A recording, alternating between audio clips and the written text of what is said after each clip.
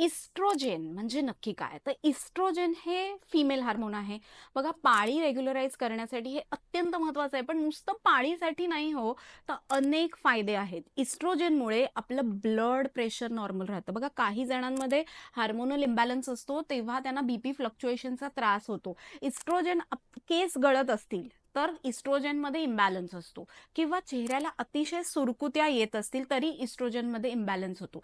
So इस्ट्रोजनची कार्य काय आहेत तर आपल्याला पाळी रेग्युलर येणं किंवा चेहऱ्याला सुरकुत्या न पडणं, तारुण्य टिकून राहणं किंवा पाळीचा फ्लो व्यवस्थित असणं. So it's a proper female hormone आणि जे आपल्या शरीरामध्ये योग्य प्रमाणातच स्त्रवायला हवं. मग असे काही घरगुती पदार्थ आहेत की ज्याच्यामध्ये फायटो इस्ट्रोजन असतं की ते तुम्ही आहारात नियमित घ्या, म्हणजे यंग चार्मिंग कायम दिसत राहाल. म्हणजे काय, कोणते पदार्थ?